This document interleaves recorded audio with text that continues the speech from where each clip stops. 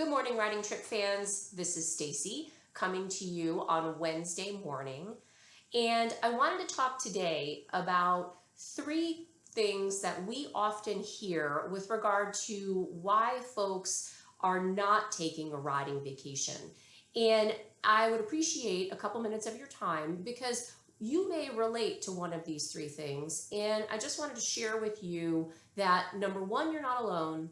And number two, I want to give you some ideas to consider with regard to these three reasons that folks are challenged with making the decision to take a riding vacation. The first reason is they'll say, oh geez, it's on my bucket list. Someday I hope I can afford to do it. And the reality is that you can afford to do it. You just don't realize it. So for example, if you have kids and you've ever taken them to Disney World, that is a uber expensive proposition. It's a great experience for the kids, but you're paying for every little thing. So our trips are nowhere near as expensive as taking a family to Disney. For example, and I'll post a link to this trip I'm referencing in the comments below, but one of our more popular trips is our Galway and Clare trail ride in Ireland. And it runs roughly $1,600 for the week. So that's $1,600 for 7 nights, 6 days of riding, all your meals, and all of your taxes. And the days of riding are full days of riding. It's not a 2-hour trail ride, out and back. This is an end-to-end progressive trail ride. And so when you sort of do the math on that, you're looking at about $200, $225 a day for accommodations, riding, and meals, and all your taxes, which is really pretty amazing when you think about it. And I should mention, by the way, that I'm giving you the average price for that trip. It might fluctuate slightly up or slightly down. And just to be clear and to be fair, slightly means $50. It doesn't mean $1,000. So, don't be freaked out when I say it might fluctuate slightly, depending on what time of year you go. But when you look at something like that, you say, well, but what are my other expenses? Well, your other expenses are airfare. And again, depending on if you use some of the sites that we recommend, or depending on when you're traveling, you can often get very good airfares, especially to Europe. It does not include alcoholic beverages. And it does not include gratuities for the guides at the end of the week. But those are really the only other expenses that are involved in that particular trip. So all of the trips on the site, I would say when we see you all at trade shows and you say to us, well, geez, I just really can't afford to go on one of the riding trips, we generally will say to you, you know what? You should be budgeting right around $2,000, $2,000, $2,500. The vast majority, 95% of the trips on our site are right around the $2,000 mark. Most of the rides in France that we offer are $1,795, $1,895.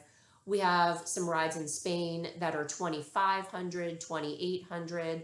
The main differences in the prices are the level of accommodation. So when you're staying at a 5-star hotel, you're going to be spending in the mid to upper 2000s. When you're staying at a bed and breakfast or a small farm accommodation, those are going to be less expensive. I mean, that's the driving factor behind it. But if you're budgeting on average $2,000 to $2,500, you can pretty much take 90% of the trips on our site. And again, those prices almost always include they always include accommodations. They always include your riding. They 90% of the time include all of your meals. We have some rides where not all the meals are included. But again, when we talk to you, when you call us or email us, we're going to spell that out for you. So there's no surprises. You can literally know what you're going to be spending, prior to making your plans.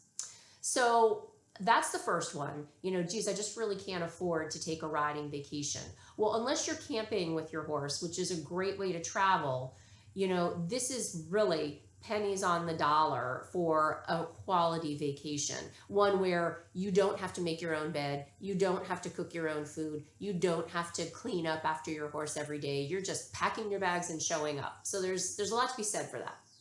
The second reason that folks tell us that they can't travel is because they feel guilty about leaving their family. And I totally get that because, you know, your partners, your husbands, wives, your kids, they all depend on you. And the bottom line is that whether you take a riding vacation or whether you take an afternoon and do something for yourself, those are important, and you owe it to yourself to do that. And this has nothing to do with taking a riding vacation. I mean, I'm not trying to sell you a trip in this part of the conversation, but what I'm saying to you is it's a proven fact, and you know it yourself.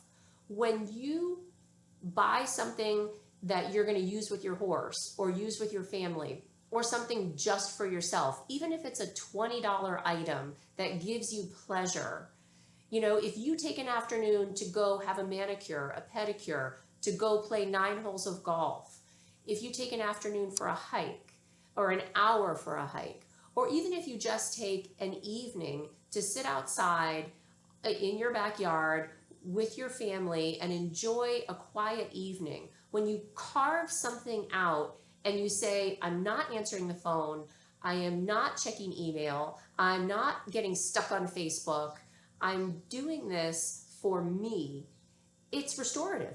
You come out of that, you know, energized, and you feel relaxed and your head is clearer. And by doing that, you actually have nurtured yourself, which allows you to offer more and really a better quality of yourself to the folks that are most important in your life. So while I would suggest to you that a week of riding is a wonderful break because you're with like-minded people, you're having a total blast, you know, and it is a great reward to yourself. If that's completely out of the realm of possibility, or even breaking away for a few days on one of our shorter trips, I would really encourage you to make it a point on a regular basis to do one little thing for yourself. And you, only you know what you could afford and what resonates with you. But carve it out, don't answer the phone, don't check your email, do something that actually gives you peace, because you'll come out of that totally energized and ready, willing, and able to give back to the folks, because you will have gotten away from all of that stuff that has been on your head and on your shoulders, weighing you down for that period of time, and it's renewing. So, okay, that's the second thing. You know, I just don't have time. I can't break away from my family in that respect. The third thing that we hear is, well, I'm traveling on my own, or I'm traveling with someone who doesn't ride. And I would say to you, don't worry about it. That is no problem whatsoever. So first, let me talk about traveling with someone that doesn't ride, and then I'll talk about traveling on your own. We have non-riding pricing. So virtually any trip you book, there is an option for a non-rider to accompany you at a discounted price. We can offer loads of options for your non-riding person if they don't have their own initiative to be able to know what they could do in a particular area. You know, we have some folks that bring non-riders who like to rent motorcycles and go exploring the area. That's fine. We can make recommendations about stuff like that. But if they're not that type of person, there's loads of hiking, there's loads of sightseeing, there are additionally great golfing. I mean, there's many other things in almost all of the places that we offer that would appeal to the non-riding companion in your life. So I would be happy to chat with you about ideas on that. So now let's move to the other one. I'm traveling by myself. You are in exceptional company. Generally, when I travel, I'm traveling by myself. Now, I'm going to be meeting some people I know, or often nobody I know, but I'm going to be meeting new people on these rides. But I'm traveling by myself. I am getting myself to the airport, going to a foreign country or to a part of the United States that I've never been. And, I am a perfect example and would love to chat with you directly about what that experience is like. And I could tell you stories about either A, how easy it is, or B, how sometimes it's not easy, and some of the funny, quirky, unsettling things that have happened. But I can coach you in how to minimize those things. So the reality is that on our trips, if you're a solo traveler, all you need to be able to do is get yourself to the meeting point, which is generally a train station or an airport, because we're going to swoop you up from there and you're not going to have to worry about a thing. And you're going to meet a bunch of other people who are like-minded solo travelers on the trip, or traveling, two friends. And the funny thing is that it works out to be such a charm, because we have several clients who traveled places solo but became fast friends. And even though they live in completely disparate locations geographically, they plan 1 or 2 trips a year to see each other because they became friends. So now they are looking forward, and they know someone on the new trip that they've planned. So if you're a solo traveler, like I said, don't worry about it. Been there, done that, and figured out how to make it easy and can help you make sure that that you'd have minimized stress in that process. So anyway, I will be delighted to chat with you about any of these 3 things if they apply to you or if they resonate with you. And it doesn't even have to be about booking a riding vacation. When you call us, we're here to talk about whatever is relevant to you and whatever question you have with regard to travel. So we certainly are more than happy to talk about traveling on a riding vacation, but we can also talk to you about the trips we offer and also the trips we don't offer. Because the reality is that we've generally been on almost every trip that's available that you can find in an area where we offer trips. So there's a reason that we do not offer a particular trip if you don't see it on our site. I'm happy to share that with you, whether you're calling about another trip or not. A trip that we do offer. But we also are here to talk about travel. So if you have questions about, geez, I want to take a cruise and I need to find, how do I find a good airfare? How do I find a good company? What should I be looking for? What questions should I be asking? We are more than happy as experts in the industry and based on our experience. And you can ask for me, Stacy. I'm happy to talk to you personally. I've been doing this for 17 years. Pick my brain. Let me tell you what I saw, what I discovered, what I found about travel. It does not have to be about booking an actual riding vacation. So, there's a reason I have this information, and I don't want it to be just offered to folks who feel like they have to buy something to get it. It's free.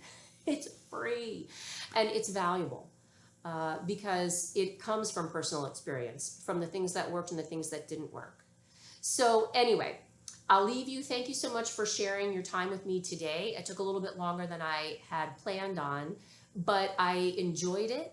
I hope to hear from you, whether it's about a riding vacation or about travel or just about talking about your horse or ideas for some fun trips for either a solo trip, a getaway with your family, a getaway with your significant other, whatever.